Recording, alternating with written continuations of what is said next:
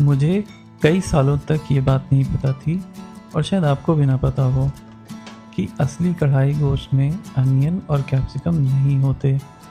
मैं भी हमेशा रेस्टोरेंट्स में जो कढ़ाई गोश्त खाता था उसी को ओरिजिनल समझता था। जब मैंने इस डिश की हिस्ट्री पढ़ी और इसका ऑथेंटिक वर्जन देखा तो मैं जेन्युइनली सरप्राइज हुआ। अगर आप भी यही सोचते थे तो आज की वीडियो आपके लिए है। आज हम सिर्फ कढ़ाई गोश्त नहीं बनाएंगे बल्कि उसकी असली कहानी भी जानेंगे। सबसे पहले एक मिसकंसेप्शन दूर करते हैं। इंडिया में जो कढ़ाई गोश्त या कढ़ाई चिकन सर्व होता है उसमें अक्सर प्याज और शिमला मिर्च की क्वांटिटी डाल के ग्रेवी को सौते करके देते हैं।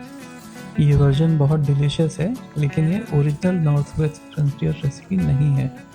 असली कढ़ाई गोश्त का ताल्लुक नॉर्थ वेस्ट फ्रंटियर कुजीन से है जो आज के पाकिस्तान के खैबर पख्तूनवा रीजन की पहचान है।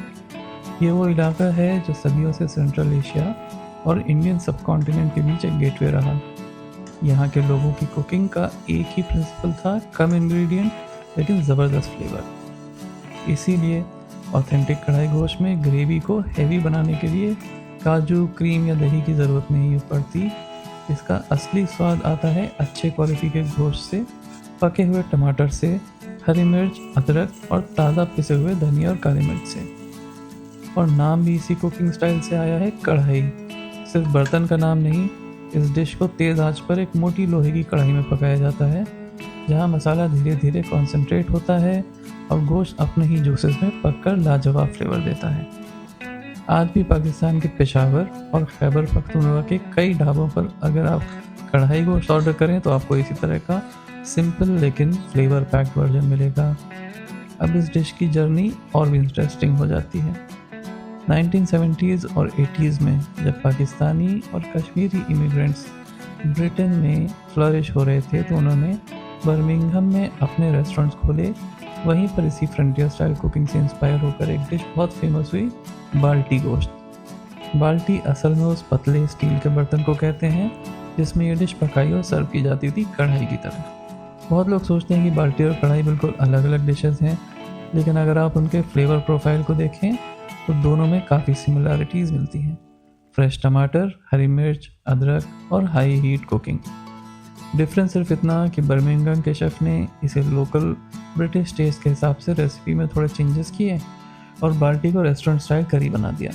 धीरे धीरे बाल्टी इतनी फेमस हुई कि यूके की करी कल्चर का एक आइकन बन गई। आज भी बर्मिंघम के कई लोग होम ऑफ द बाल्टी कहते हैं। और इसी तरह कढ़ाई गोश्त की पॉपुलैरिटी पाकिस्तान से निकलकर गल्फ़ और मिडल ईस्ट तक पहुंची। आज दुबई, अबू धाबी, दोहा, रियाद में भी अगर आप किसी अच्छे पाकिस्तानी रेस्टोरेंट में जाएं तो ऑथेंटिक पेशावरी कढ़ाई, कढ़ाई गोश्त ये बहुत ज़्यादातर आपको मिलेंगे वहाँ पे। मुझे सबसे ज़्यादा इसी बात ने सरप्राइज़ किया था कि जिस डिश को मैं बचपन से अनियन और कैप्सिकम वाली रेसिपी समझता था उसका असली रूप इतना सिंपल था। कभी कभी असली रेसिपीज़ हमें ये सिखाती हैं कि फ्लेवर ज़्यादा इंग्रेडिएंट से नहीं बल्कि सही टेक्निक और क्वालिटी इंग्रेडिएंट से आता है। तो आज मैं भी वही ऑथेंटिक फ्रंटियर स्टाइल कढ़ाई गोश्त बना रहा हूँ।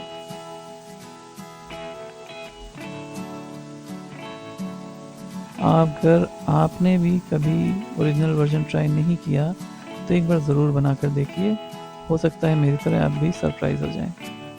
अगर आपको ऐसी ऑथेंटिक रेसिपीज़ और उनके पीछे छुपी हिस्ट्री पसंद आती हैं तो वीडियो को लाइक ज़रूर कीजिए, अपने दोस्तों के साथ शेयर कीजिए और चैनल को सब्सक्राइब करना मत भूलिए।